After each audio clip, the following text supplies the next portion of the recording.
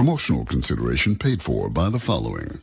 Vinny here for No Vin Used Cars, where the only Vin at No Vin is me, Vinny. Hey, you just need a new car? Of course you do. What are you gonna do, take the bus? The bus is for schnooks. What are you, a schnook? Look at this car. This car's got my personal guarantee. Hey, I'll even kick the tires for you. Hey, this bumper fits right back on there, nice. Hey, Vinny, you got a phone call in the office. It's downtown. Tell them I'll call back. I'm making money here. Hey, here at No Vin, there's no credit check, no paperwork. The only paper we want to see is green. So come on down the lot. You don't see something you like today, it'll be here tomorrow. We're always getting new inventory. So come see me, Vinny, the only Vin at No Vin Used Cars. What are you gonna do, take the bus? Shut up and sit down.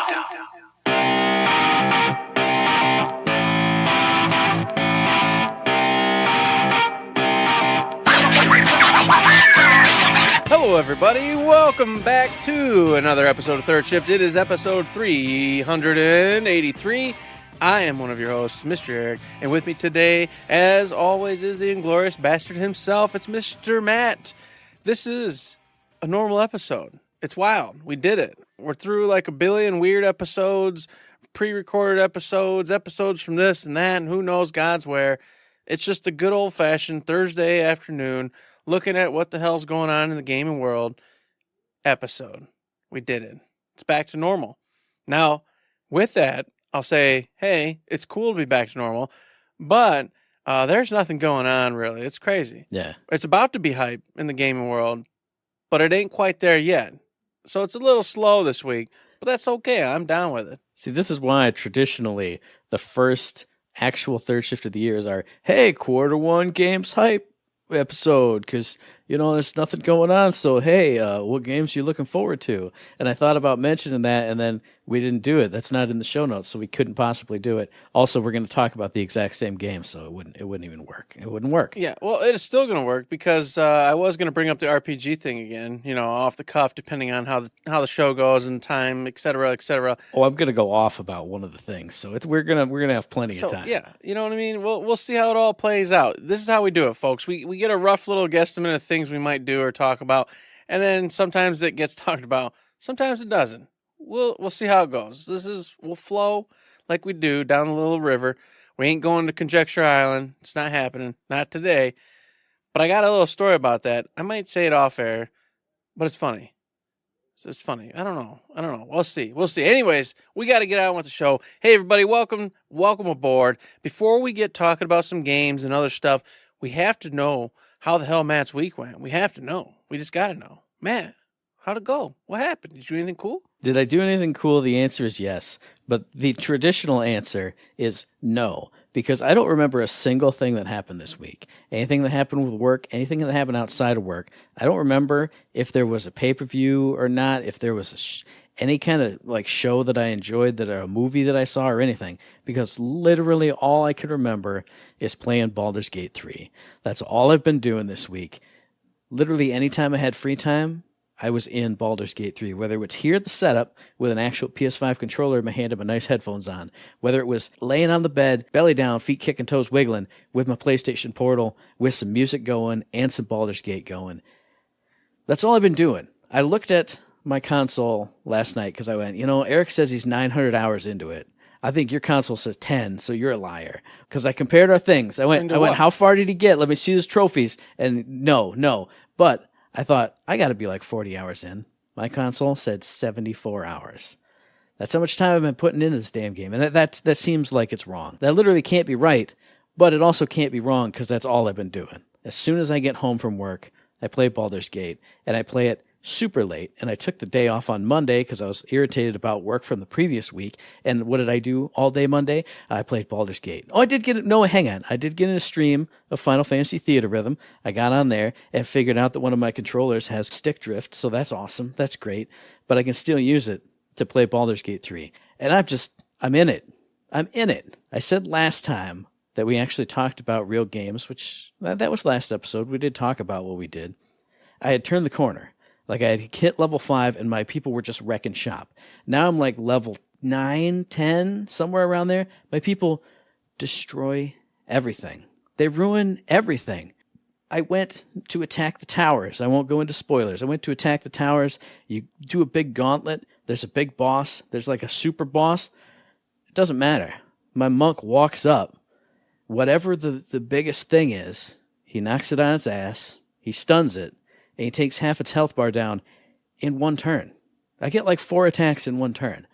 And each attack procs lightning charges. Also, when I take enemies down to below a certain threshold, they explode and do damage to everyone else. So I run up, run to the next guy right next to him, because my guy has like infinite movement speed, because I have all these tonics and things on him. I got rings on him. I got all this stuff. I got buffs everywhere. He runs to the next thing. It's insanity. It's great. And Lae'zel, my Gith Yankee, her jump is like out of this world. So my guy can literally run everywhere. I use her bonus action. She can jump everywhere. And then I got a mage, casted magic missile everywhere, fireball everywhere, firewall everywhere, everything everywhere. I got my cleric healing me up, even though I don't really need to heal all that much, except for like when 18 wizards come and knock my dude down, then I go, whoop, heal, and then he goes, it punches 4 wizards down to death in one turn. It's so good. And there's so much crazy stuff happening. And I told Eric this off air that it makes me sad that I'm actually going to do regular D&D with our buddy on Saturday night, because I'm a god in Baldur's Gate 3.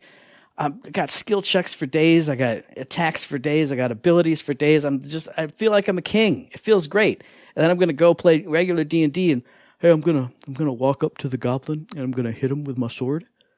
Oh, I missed. Okay. Roll a perception check. You failed. Oh, okay. Yeah, I'm a level 1 guy. It makes sense. So I'm going to go from the highest of highs to not the lowest of lows in a bad way, but like back to the start. And it's crazy. But Baldur's Gate 3 is just so much fun. I'm finally into Act 3 right now. I just got to the thing where, hey, make the travel and you're going into Act 3. And a big event is happening. I'm saved in the middle of a big event right now. But I told Eric this too. I've done so many companion quests for my team, my crew. They're ready, they're rocking, they're good to go. They've hit their big turning points, and they've done the thing that I want them to do. And then all the other people who just been sitting in camp this whole time, they're going, hey, I'd like a romance. Hey, all my side quests are opening up too. And I just go, I don't know if I'm going to do that. If it's just going to be this crew for this playthrough, and we're going to storm through and rock it out and finish it out, and you guys are for next time, but I don't know if there'll be a next time because it's been 75 hours.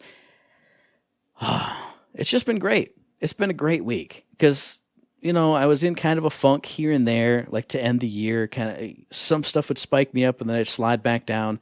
And we talked about wanting it to be the year of RPGs. And that's what Baldur's Gate 3 has been. It's reignited, and I said this to Eric, so he has to hear it again. It reignited all those Dragon Age Origin memories and feelings that I had, making bonds with all those characters and going all throughout the land and solving all the issues in that game.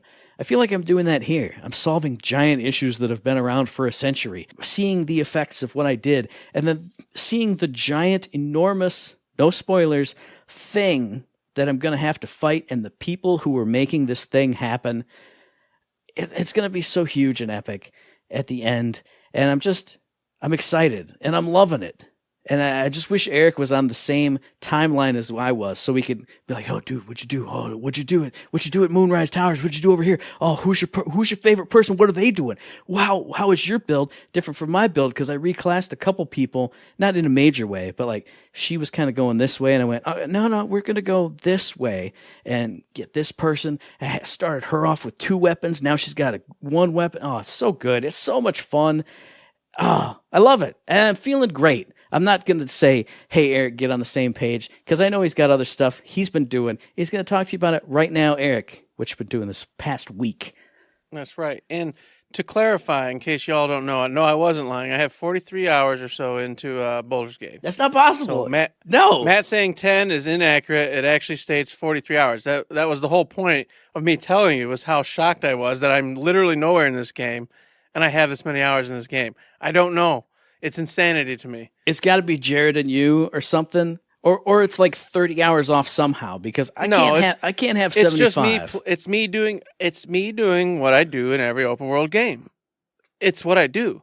I just wander around picking apples and I don't know what I'm doing or where I'm going. I make no decisions because I'm too scared. I don't go into any dungeon because I'm too scared because I'm supposed to go in this dungeon? Is this dungeon supposed to be what I'm doing? Is this house where I'm supposed to go? This girl's looking at me, but she says she's looking at me strangely. Do I enter the house? Nobody's telling me to do it, so I don't do it. So then I leave, and then I go find goblins, and the goblins go, "Hey, we could do the thing." And I'm like, "What? Should I do the thing? What does this make? What happens if I do this?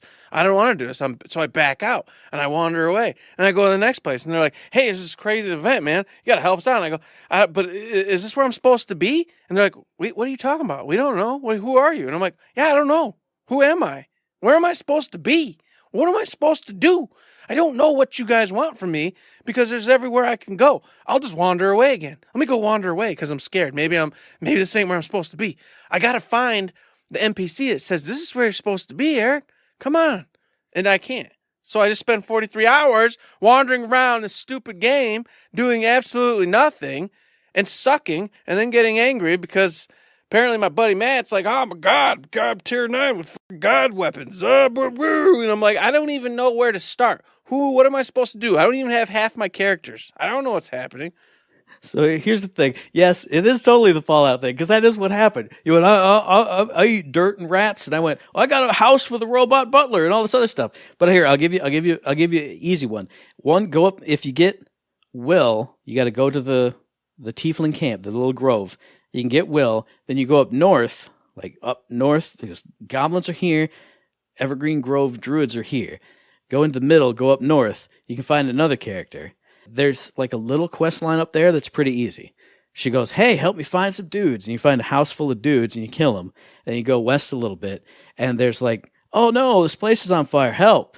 And you solve that lickety split. So you get some XP from one, from the other.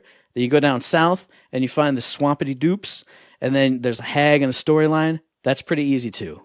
So those go north and go south. Don't go west because that's where the goblins are. And east is the start of all the goblin stuff. So go north to get some people, go south to get some XP and beat up a cool boss, and then you can go west and start doing your goblin stuff however you want to do it.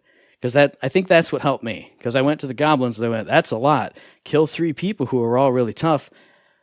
I don't know about that. Or go ransack this place with like 85 people in it. I don't want to do that. So I wandered, like you said, went up north, found another character, did her little thing, found the other thing, went south, found the hag. And then I went, okay, I'm getting pretty tough. And by the time I took out 1 or 2 of the big goblins, then I was badass. So that's what you do. Go up, go down, then go back over and decide what you want to do.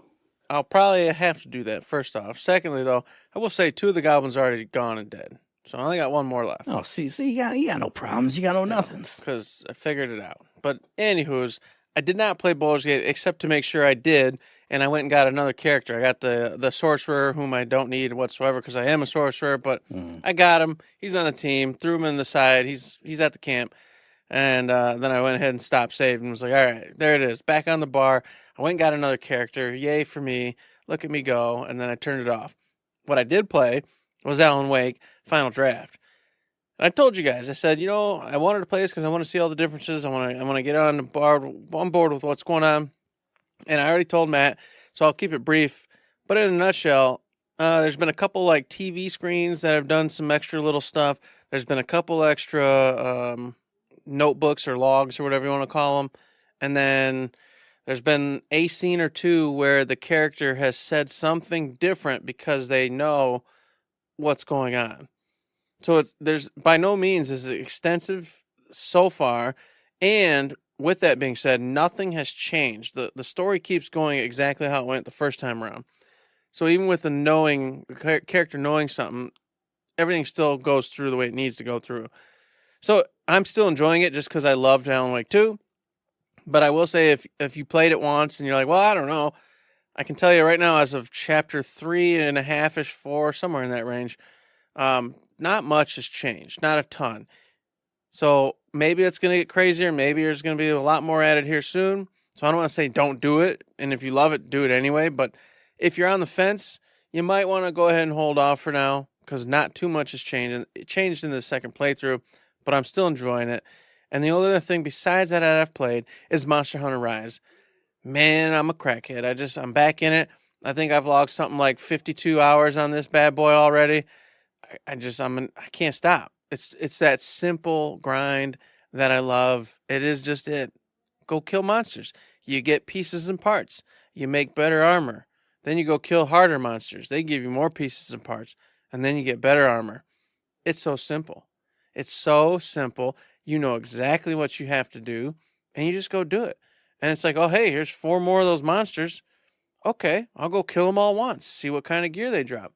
Well, here's what I'm building towards. Well, okay, I don't care about these 2 or these 3. Then you just go kill the 1 or the 2. And all of a sudden, you're better and you're bigger and you're stronger. Then you go do it. You just rinse and repeat over and over and over again.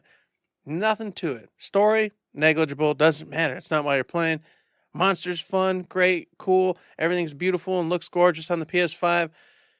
So glad we did it. So glad we picked it up. Been having a lot of fun with it. And that's it. As for real life, I'm in the same boat, man. Days flash by. The only thing I do know is that my switch from nights to days sucks.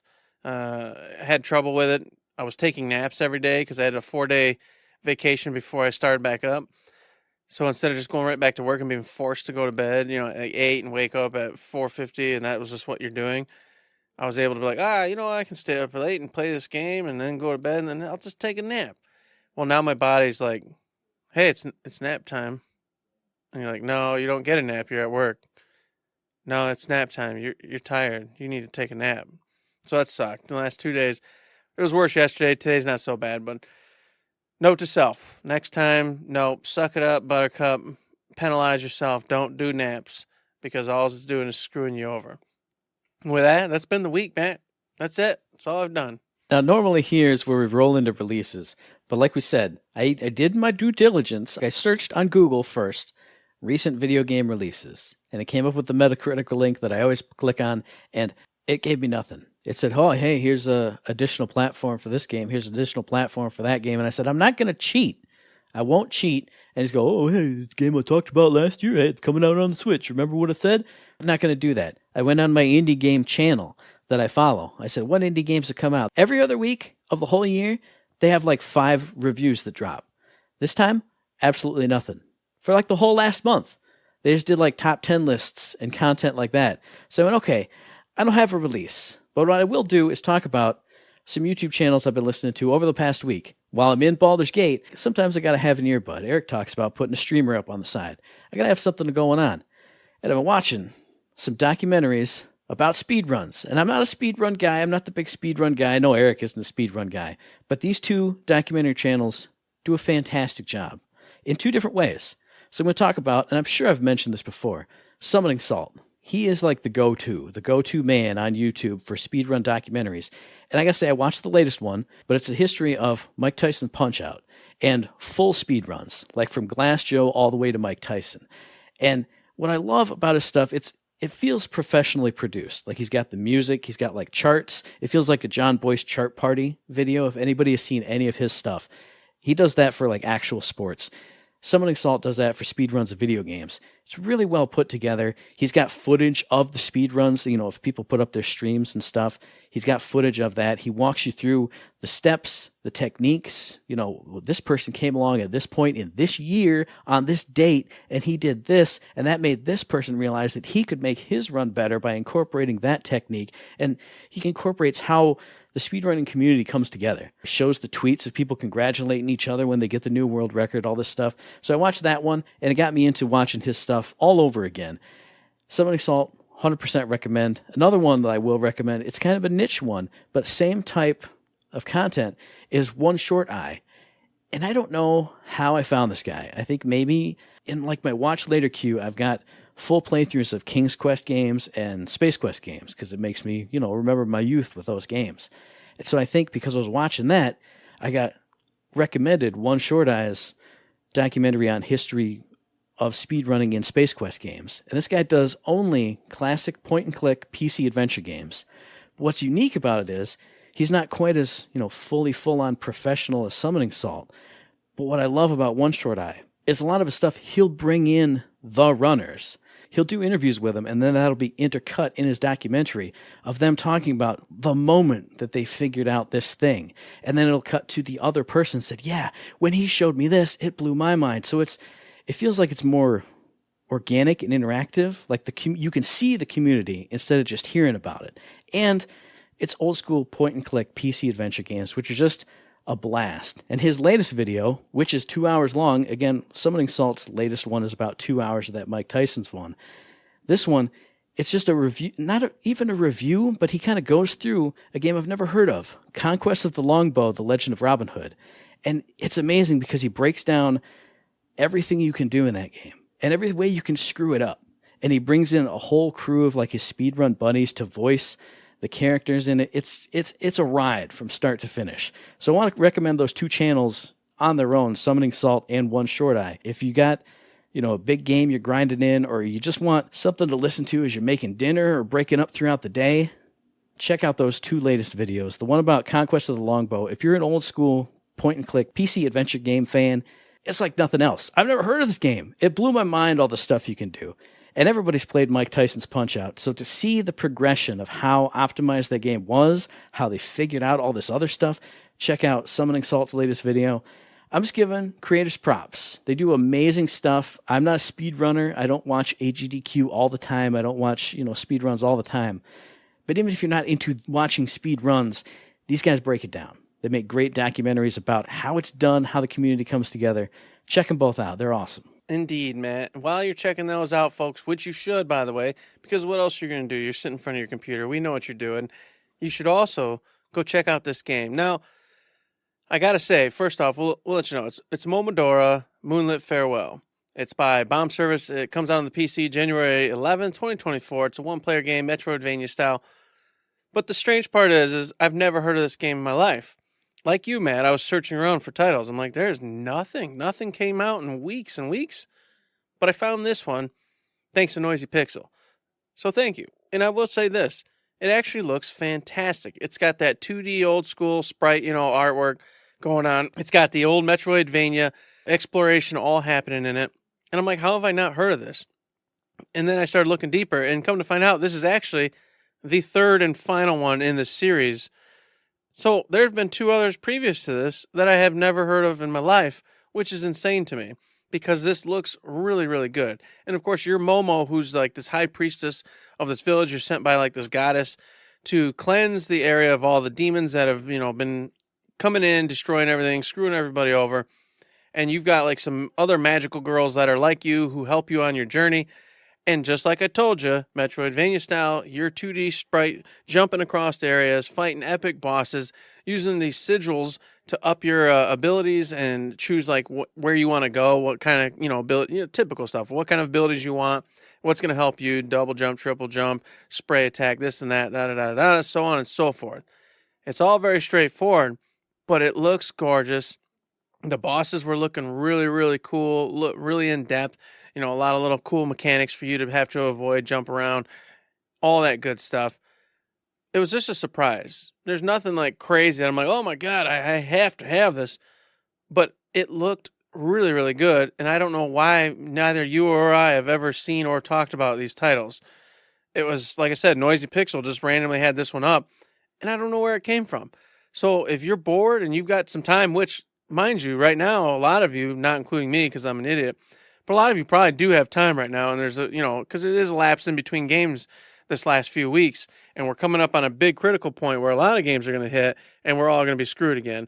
But if you got that week or two left, I really seriously recommend you to go check out Momodora, Moonlit Farewell. I won't go too in-depth on it because it is what you expect it to be, but it looks gorgeous. Music sounded really good from the few little previews/reviews that I went and watched. And, of course, the platforming itself looked fun. The bosses I already told you about.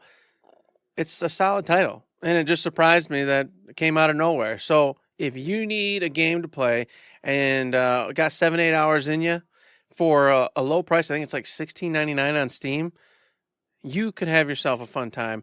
It's actually very tempting for me to even go get it. But I'm like, you can't, Eric. You're too far in. And speaking of too far in, I gotta say, I did the thing, man. I did the thing that we should do, and I did it, even though who knows how it's going to play out. the last day of Epic's 33% off coupon, I went on there and I said, don't waste the coupon. It's 33%, Eric. You got to find something that you'll probably play. And then I saw another pop-up. And I went, this is it. One day, 10% off of Witchfire. Nice. So I went 10% off, 33% off, and I got 43% off Witchfire. So I bought it for like $25. Hell yeah. I am now the owner of Witchfire.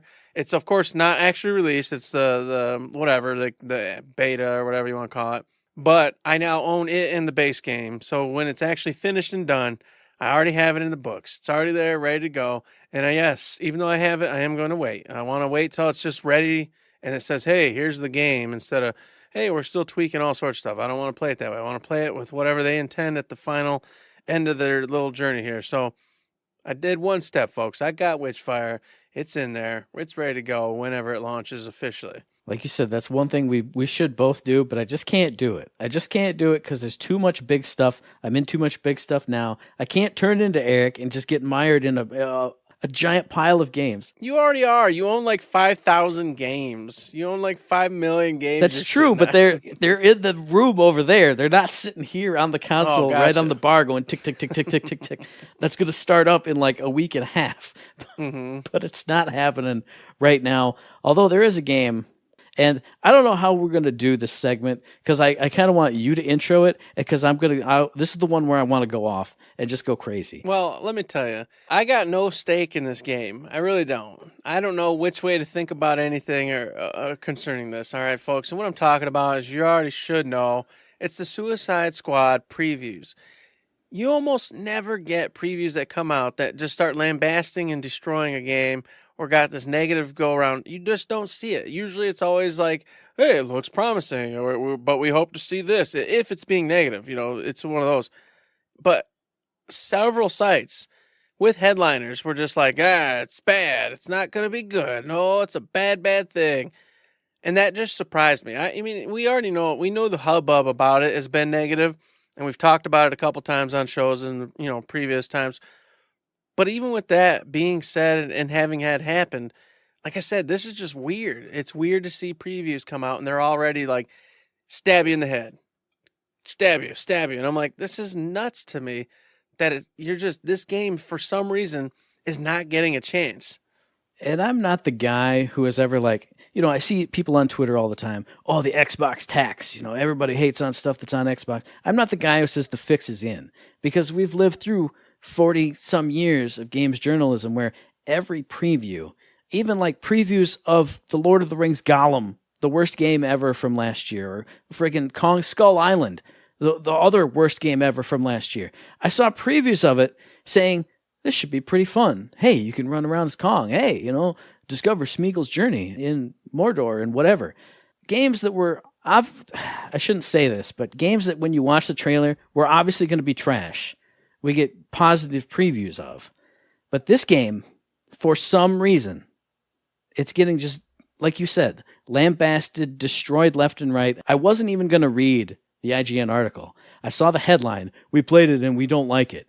And I went, fuck this. I'm just going to buy the game. I'm just going to pre-order the goddamn game because this doesn't happen and something is wrong here. I don't know what it is, and I'm not Black Chopper conspiracy man, but since this never happens, what is happening now? What is going on? And that's the mystery, isn't it? Because this happened with Hogwarts, but on a different scale. Yeah. Hogwarts was, we're not previewing it. We're not talking about it, And we all knew the reason why, the J.K. Rowling issues and all that. This one's, I don't know. What is the mystery here? What's going on? Because it's by a studio that everyone loves. Mm-hmm. It's DC. Tons of people love DC. I don't get where this hey, we're just going to not like this. You guys on board? Let's just not like it. And even, sure, it's a live service game. People are kind of turning on live service elements to things. But I shouldn't say this. This is me being hyperbolic. Almost every game that releases is a goddamn live service game. And none of them get just completely crapped on like this one is right now. And here's the other thing that bugs me about it is, people read these articles from IGN and games journalists because they did have a preview event, and apparently the preview event wasn't set up very well. You got kind of chopped here and there into different parts of the story with different abilities, and it wasn't made clear according to the IGN article. But again, going the rounds on Twitter, which I should never look at anything on Twitter because all it does is piss me off, especially something I'm going to talk about in a little bit. But people are saying, oh, well, influencers seem to like it more than the game's journalists. And that immediately made everyone go, well, yeah, because they're just shills and they just want free stuff. And then everyone goes, well, suddenly games journalism is actually being serious business. People who never played the goddamn game, who have no experience in it, are automatically shifting their little narrative because of these weird, heinous previews. And I don't understand it because I played this game and I can say that and I can talk about it today because Warner Brothers and Rocksteady dropped the NDA for people who played the technical alpha, whatever it was, a couple months ago. And I will say, this game's not bad. It's a shooter. It's kind of average in its shooting mechanics, but it's not terrible. It's not bad. I don't understand where the stuff is coming from. It does cool stuff with the narrative. And if you don't like the characters and the banter back and forth, because apparently people don't like characters or banter or fun. People don't like banter or anything anymore. That's just everybody. That's all the time, man. They just sound so stupid and kind of cringe. That's all I ever hear. Everything. Yeah, and I'll admit some of the characters, Captain Boomerang's a little annoying, but Harley has some awesome lines, and I got to play like 4 missions in that technical alpha. You start from the very beginning, and you play through like the first confrontation with a turned member of the Justice League. She had some killer lines. Not all the time, not everywhere, but there were some chuckle moments. There were a couple laugh out loud moments. Small things, not the biggest things, but everything I played, it worked well. It worked fine. And I got hints. I got glimpses of loadouts, of new guns coming in. Getting the new guns wasn't all that exciting, but when I realized I could swap out, I played as Deadshot. He's got like his arm cannons and he's got a sniper rifle. And I went, I'm not a sniper guy. His arm cannons are okay. And then it went, oh, hey, you can just swap out like with a Gatling gun like King Shark uses. Oh, I can make this guy however I want to. You open up the skill tree, which nobody talks about. Every character has 3 skill trees. It's like giant Borderlands skill trees. Like I was distraught when I first saw it, but then I went, you know what? If I did sit down and plop, plop, plop, plop, plop, plop, plop, I'm going to start making these characters feel how I want them to feel. So to say that all these characters feel the same, yeah, because you don't have the chance to upgrade them yet. It feels weird because I was down on it when it was first revealed, because everyone was like floating in the air and shooting, and we didn't really like that. Yeah, just floating around shooting guns. We made fun of it for that. And I still think rightfully so, because it was just a bad showcasing of that game. And now I feel like they haven't reworked the whole thing or anything, but I feel like having played every single character, because you have to at the start of the closed alpha, you got to play everybody and learn all their moves. Everybody does feel unique enough that feeling that we had in the first thing, it's gone. Not everybody has a rocket pack. One character has a rocket pack. And in the first showcase, it seemed like everyone would just fly and then they just hover. You can't do that with everybody. So even that's gone. But it feels weird because we were negative. Everyone has continued to be even more negative, but I feel like I'm getting more positive on it. And the last thing I'll say is, because this has been pissing me off with so many games that have been coming out lately. They did it with Saints Row. They did it with Forspoken. Somebody on Twitter will post one video or like 4 screenshots of the game looking as bad as it possibly could and go, check this out. Looks like it's trash. And everybody just latches on like little lamprey eels. I won't say who it was, but they posted 4 screenshots and says, Suicide Squad's UI. Oh, my eyes. And they show these screenshots with stuff all over the screen. Now, I will tell you, if you look at what is going on here, the person is playing in co-op, so you have health bars and names for the 3 co-op players. I never played in co-op. That was not on my screen. They're doing some kind of deposit the crystals, or put things in so there's a big bar at the top that they fill up in whatever event this is, because this wasn't in any mission that I did. So that's never there. There's a Harley Quinn saying a line over there, so they got the little like codec call coming in. You know what? When people aren't doing that, that's not there either. They got tooltips for like a suicide strike, like a big team-up attack. That's on the screen. Guess what? Once your first tutorial's gone, that's not going to be there. They got subtitles on the bottom of the screen. Guess what? If you don't like that crap, you can turn it off. They have some weird giant multiplier thing, score multiplier thing on the left. Apparently, obviously that's just for this co-op activity that you're doing, because guess what? When I played it in alpha, that wasn't there. So people trying to show off that the UI looks horrendous and cluttered and crowded and clumped, It doesn't all the time. When you're just running around in Metropolis, guess what you're seeing? You're seeing maybe your health and shield at the top. You're seeing your weapons on the bottom. And that's fucking it. That's it. They're just staging the narrative, Matt. Yes. It drives me crazy because they did it with the one clip of Saints Row that anybody showed. They did it with the one video clip of Forspoken that anybody ever saw. They didn't show the game in action. They didn't show anything good. They latch onto this one thing. Oh, I found 4 screenshots from some dumb co-op event that all 4 people are doing, and oh, it looks so terrible. But guess what? When you're running around, when you're doing story missions, it doesn't look like this. This is not the game that I played. Now, granted, obviously, it's somewhere in the game, but 100% of the alpha time I had didn't look like this at all. So somebody cherry-picked some terrible-looking thing and went, I don't like this. Hey, everybody else on co-op, take pictures. Take screenshots because I don't like this. Oh, yeah, lol, let's troll. I don't know. It makes me mad. It makes me furious. It's not acceptable. And then here's the best part, Matt. Here's the best part that I get a kick out of myself. All right? So they're going to do this. They're staging the narrative. They're pushing all this stuff, right? 6-7 months from now, when it's Rocksteady, right? Yes. When Rocksteady fails because this game bombs, and they lay off 300 people. Every outlet that dogged this game, every outlet that did this is going to go, it is so tragic. What they did to those developers at Rocksteady, they laid them off. And they're going to have this whole diatribe of BS about it. And it's going to go, wait a minute, where were you a few months ago when you just dogged this game into the ground, made sure it failed, and helped it fail? Now, all of a sudden, now you're sad for the developers who had to get laid off because Rocksteady didn't make back the $7.9 million they needed to compensate for the game being made. Well, gee willikers. And the other thing that kills me too is a guy who watches a lot of video essays on YouTube. Is I know this will happen, regardless of if it actually does well or not, or anything, because it happened to Saints Row, it happened to Forspoken, it even happened to Marvel's Avengers. Is 6 months afterwards, or 8 months afterwards, or maybe even a year afterwards, probably in a year when they say, oh, we'll stop supporting it in another year because everybody made it fail so much, I'll see 2 to 3 hour-and-a-half-long video essays, and they'll be titled, Suicide Squad, Kill the Justice League, is pretty good, actually. Oh, it's pretty good in 2025. And I'll say, I can't guarantee it because I haven't played it. I guarantee it was always good. And just the narrative swapped it over to it's always bad. And when people actually sit down and play it, having forgotten the narrative that it sucked and the little Twitter fervor about it, when people sit down and play it for what it is, they'll go, oh, this game actually has a lot of really good points. The story stuff it does is really cool and inventive, and the way they take certain characters and the way you interact with this and it's going to make me mad because I'm going to be on it from day one to support the devs and support the cool things that they're doing, even if some things don't appeal to me that much. Because I don't know. I don't want to make it like Matt takes a stand for bad video games because that's what everyone's going to say that I've been doing in the last few years, but how can journalism, how can the gaming public just go, we're just going to poop on this game no matter what?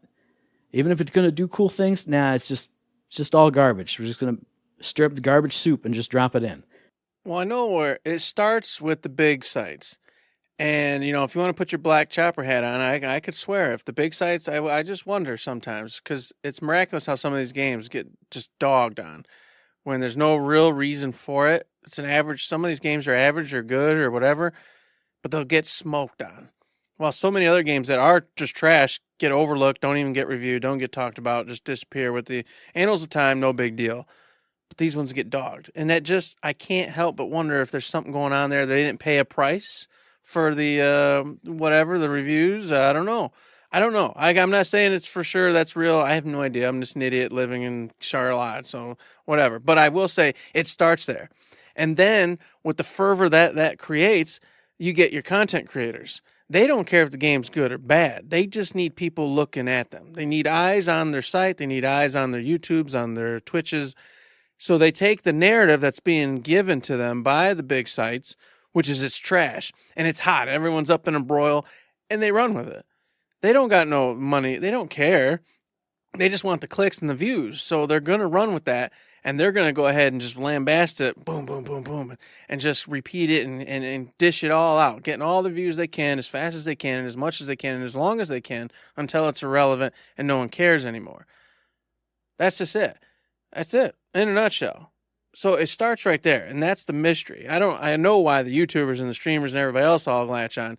It's up there where the big journalists, the big gaming sites, why they pick and choose which games they just mow down and which ones they prop up, on high.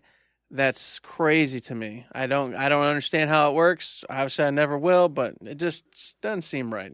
And I really wish, and this will be the last thing I have to say on it, I wish they had lifted the NDA like a month ago, or if they didn't have the NDA except for like video or screenshots or whatever, because the NDA was you can't stream it, you can't share footage, you can't share screenshots, and you can't talk about it.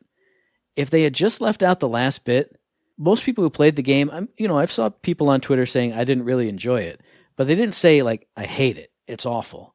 And a lot of people like myself played it and it's pretty good. I wouldn't say it's going to be game of the year, like the greatest thing I've ever played in my whole life, but it's not broken and it works. And if you like shooting and if you like open worlds, this is probably going to be something you'll enjoy. I don't want to sound too puffed up about it. It was pretty good. But when the narrative comes out, this is bad. And then they go, oh, well, what about you guys who liked it? And we go, yeah, we like it.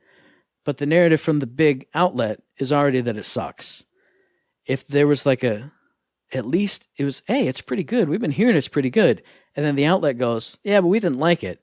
People can go, oh, but it seems like a lot of other people have enjoyed it, enjoyed their time with it. There'd be like not a counter narrative, but you know what I'm saying. Mm-hmm. That wouldn't be the only game in town saying this sucks. And then, oh, they just released the NDA to try and get people to like it again. It drives me nuts because it was pretty good. But the story is going to be that this game is wretched and awful.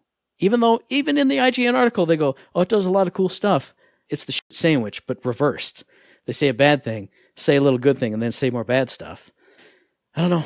It baffles me. Why did it happen and how did it happen? We've said it already. Yeah. Well, we'll never know, Matt, but we will watch this cycle repeat itself with this game and others down the line. Now, what do you all think? I'd love to hear, like, are you already on board? Do you think it sucks too? And then if you do think it sucks, what are your reasons? Do you have legitimate ones, or is it just because, and don't be ashamed of it, did the narrative, is it just because IGN and Game Informer and Kotaku have told you this, so you're in on it? I'd love to know. And I won't say you got no brain if you think that, because a lot of people do that. You click in your favorite site, and if they tell you, hey, this is hot trash, you're busy. You got lives. I get it. You don't got time to go research in depth on a game sometimes. You just go, oh, man, darn. That one just getting told it's crap. All right, I guess I'll put that one off and go play Like a Dragon Infinite Wealth instead. Boom. Like one of our patrons, one of our Discord members, Ryan Peterson, he's mentioned before how he thinks the narrative and what they're doing is interesting, but the gameplay looks kind of rote. Just to him, from his impressions, from what he's seen so far, which is valid, 100% valid. And I'm not saying anybody who has honest negative opinions of the game is wrong. So if people have honest opinions about it, great, fine, no matter what it is, positive, negative, whoever. But I feel like when this stuff happens, and we've seen it before, everybody just leeches on and goes, yeah, I heard that sucked. I saw some guy talk about it for 30 seconds and he said it blew. He showed 4 bad screenshots. Looks like trash. It is wild. It's wild. But we'd love to know what you hear or think about all that. And you know what? I got a couple quick hits, Matt. All right. And one is Alone in the Dark, the remake. Just got some new gameplay over on Game Informer. So you want to check that out, definitely hit up Game Informer and go watch it and listen to them play and talk kind of over the game itself. I am excited. Now, the game, it's Alone in the Dark. Of course, if you don't know, it's like an old game. It actually, Resident Evil is inspired by Alone in the Dark, and that's where it all came from. So it's kind of like Papa Bear, the old man in the room. And this remake does still kind of have that old vibe to it. Like, it looks good, but it doesn't look like it's made by, obviously, like a Capcom. It doesn't have the AAA Finache, all going with it. It doesn't have that panache, whatever the word is. I don't know. Finesse and panache. It's just Finache. I love it. Finache. But it looked good, and it looked solid, and it looked like something that's right under, where I want to be. It's got the scary, weird little monsters. It's got the third-person view going. It's got that scary, spooky, haunty vibe of you traversing the homes in the town slowly and wondering what's around every corner. It did all the things. It did it all in the little gameplay that I saw. And I was worried. I already told you guys I wanted to get this. It was for sure a game I wanted to play. But I was scared it was going to be like Jank. You know what I mean? Like, it was going to be, like, not good and really, really... But it didn't look that way. It looked like it played smooth. Everything seemed to function the way it's supposed to. I know it's like a 5-10 minute gameplay video, so I can't base everything off of just that. But from what I saw, it got my hopes up, and I can't wait to check it out. I will say, like, the enemy variety, I think they had, like, 1 or 2 enemies the whole time. And I'm like, well, that's a little worrisome, because the zombies in Resident Evil, yeah, you fight millions of zombies, but a lot of them look different. You know, there's a lot of variety in how they look. I know that means absolutely nothing. It's just, just you looking at something. But this one, they had like these vine monsters. But every vine monster looked exactly the same. It was the exact same vine monster over and over again. I'm like, well, that kind of stinks, you know. I mean, yeah, I get it, but it would have been nice if maybe some vine monsters had twigs and sticks out of their head, and some had 4 arms and some had 2. Okay, that wouldn't have been too hard to do, but oh well. Maybe it's just one little area with that one monster, so I won't go nuts on it. I just wanted to say I watched this video, and I had some fun with it, and I'm looking forward to Alone in the Dark, the remake. It ain't out for a while. I don't even know if it's got the release date, to be honest with you, but it's still quite a ways away. I think a few months at least. So we'll see how it goes. But if you haven't checked it out, and you love Resident Evil, you love Silent Hill, you love The Medium, that kind of stuff, go check out Alone in the Dark, the remake, because you might be surprised. And you might get to play a great game that inspired all the rest of them to come. And you'll be part of history. I don't have much to say because I'm completely deflated and have no energy right now. But I haven't seen the video. Mm-hmm. I am definitely going to go check it out, because when they did the reveal, was like the characters in character acting kind of at the screen, talking about their life and their story. We were both interested in that. Oh, yeah. So I'm definitely going to go check it out. I had no idea this happened, but I'm going to check it out myself. Well, definitely do, man, because it was really neat and a lot of fun. And then, of course, something that happened that I was oblivious to, man, was Arcane Season 2 trailer. And I'm still stoked, but I will say I got real excited. I love Arcane. It was such a great show. And I went, oh my God, I got to go see this damn trailer, man. I got to go see it. Oh man, all right, here we go. And I immediately knew I was screwed because it was like 16 seconds. I went, oh man, damn it. So I pushed play and I went, well, maybe. And it was neat. Don't get me wrong. It was moody and it was a character I don't know about. So I read up and apparently it's like this werewolf and this mad scientist named Singed or something who sells all the goop that went to, what's his, Silco or whatever his name was, the baddie in the first one. And he was giving it out to all the people of Piltover or whatever. The whole thing. I had no idea. I didn't know any of that. I just saw this big Frankenstein-looking monster, which I guess is a werewolf, but looked like more like of a Frankensteinian monster to me. I didn't know. But he was like, he's doing this thing, you know, and werewolf, and the blood's like into the stuff, and I'm like, that's cool. And then it ended. And I went, well, damn, that's not what I wanted. That's not what I wanted at all. But I'm still excited. I don't care. Arcane 2 is coming. I can't wait. I don't even know when it's coming. It's coming someday. Long time from now. It's going to come in November, maybe. I don't know. But I want a better trailer, Matt. Where's my peeps at? Where's all the characters we know? Where's Jinx and such? And why you show me this? Huh? Let me be the captain now and give you better trailer. Why do you give me this weird trailer? This cracks me up because I am the League of Legends guy from way back, so I know the characters you're talking about. I'm just going to let you go and try and figure it out. But I double crack up because you say, where's the characters we know? When I watched Arcane, the episodes I've seen, it was like late on a St. Patty's Day night, wasn't it? Like we watched it all St. Patty's Day night? Yes, it was the end of the St. Patty's Day night. I don't remember a single thing from that show at all. I know Vi's there and Jinx is there, and I remember going, Jace, where's goddamn tuxedo? And James going, hey man, and I completely even forgot what he's talking about. So I have to go and watch it and then see this trailer. But when I do, what I can speak to, even though it's completely irrelevant to anything, but I was on YouTube the other day, and for some reason my ad blocker was off. Maybe I was watching it on the phone, but I got an ad, like a 2 to 5 minute ad for League of Legends, but it wasn't about the game. It was their beautiful CG cutscene of Tryndamere and Ashe and all kinds of the shadow stuff that's probably happened in, season 24 or whatever they're on. But it made me go, God, and remembering now Arcane and how good that looked from the flashes that I remember.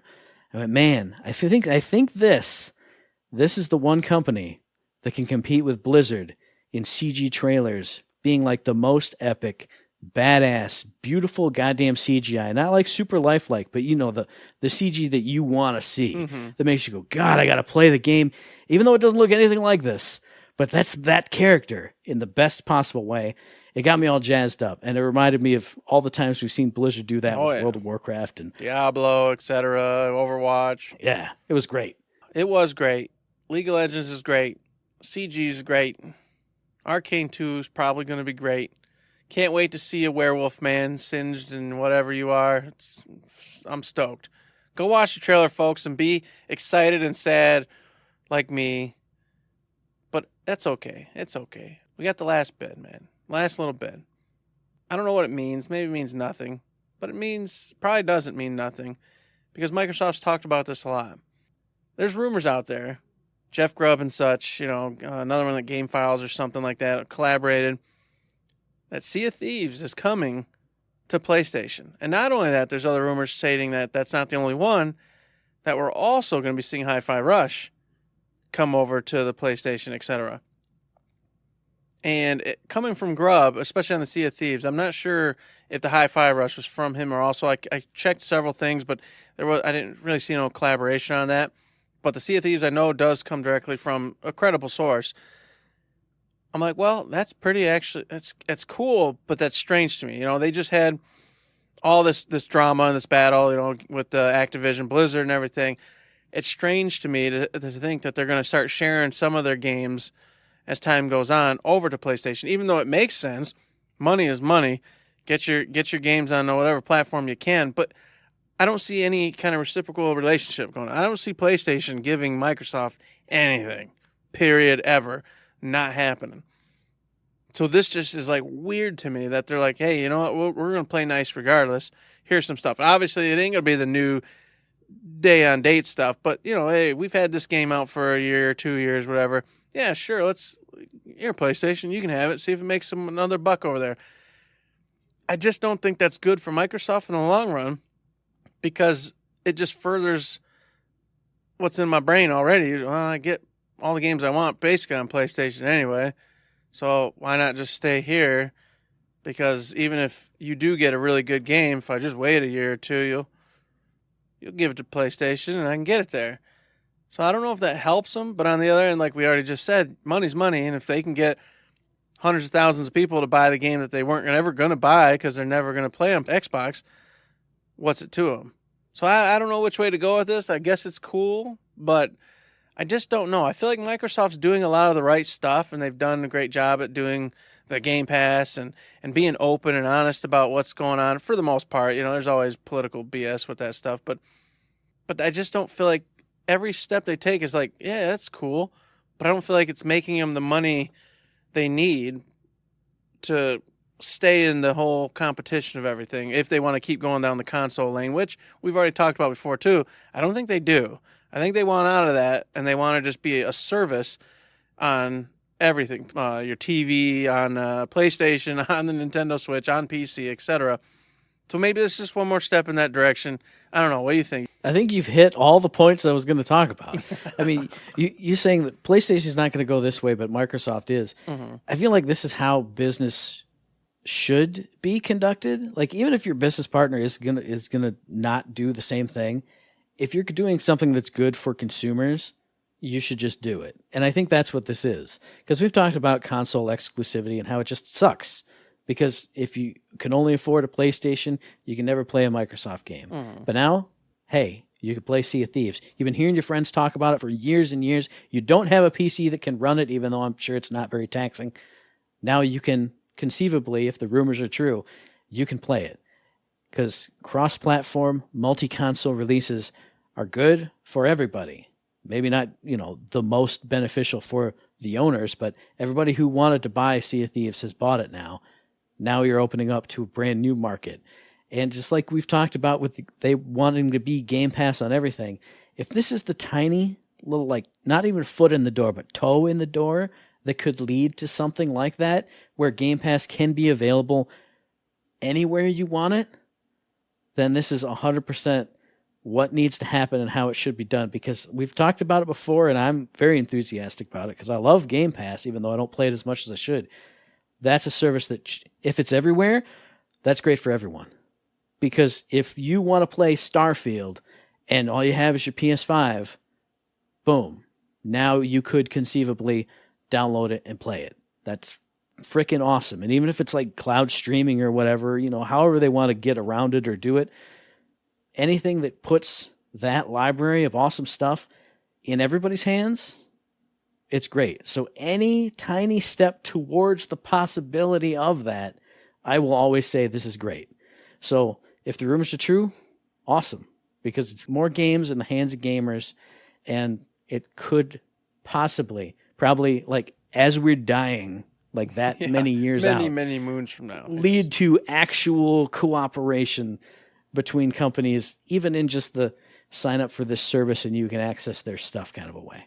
I swear I think it'd be, and we won't go long on it, I'll just say this last little bit, I guess, unless you want to add, is I swear this would be nothing but a benefit to PlayStation as well. Mm-hmm. Mm-hmm. It would be nothing but a benefit, because now I don't have to get the Xbox system. Now I can go get my PlayStation without debating which one to buy, without having any argument in my mind, because I'll go get my PlayStation and immediately I'm going to have Game Pass.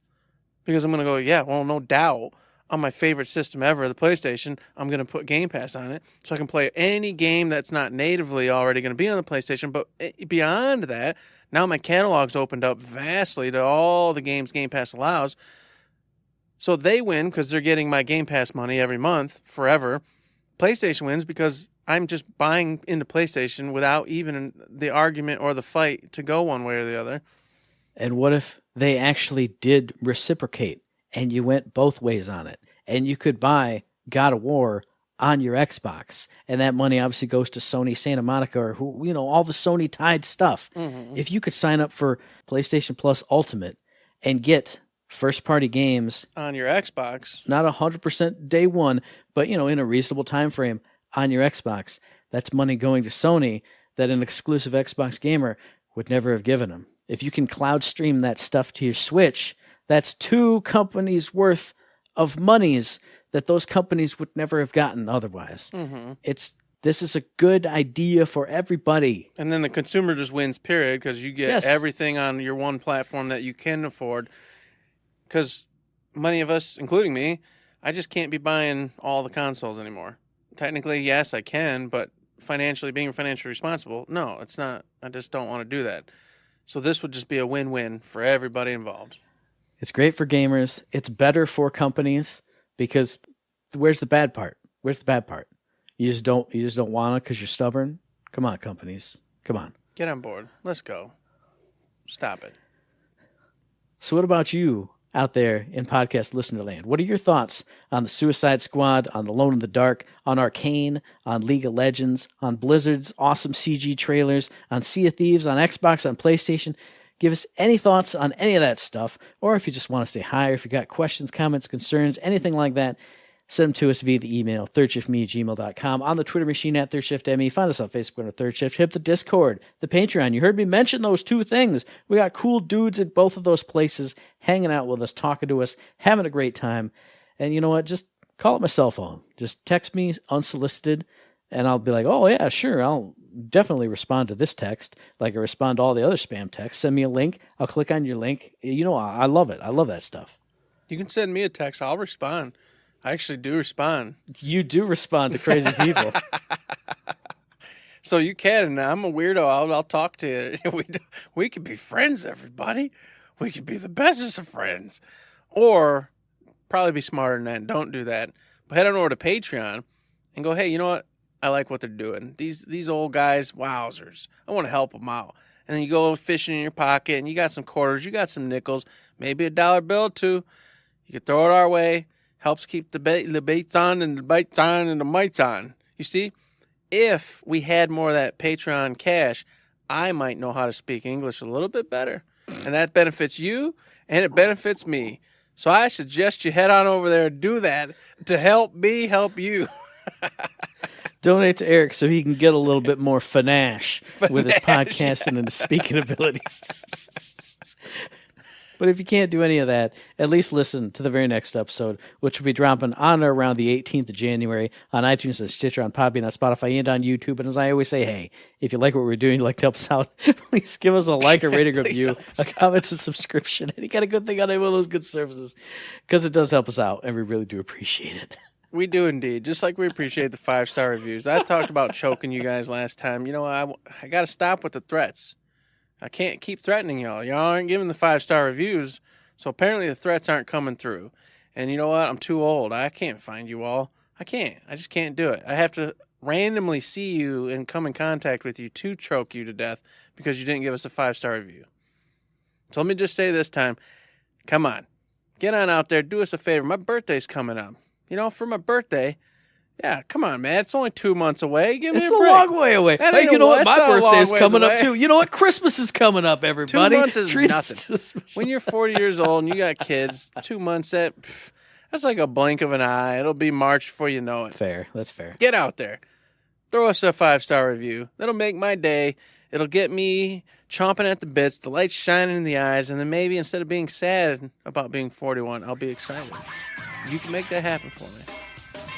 And with that, there's nothing else to say as Eric takes a drink and I stretch it out, except for... Don't forget to say...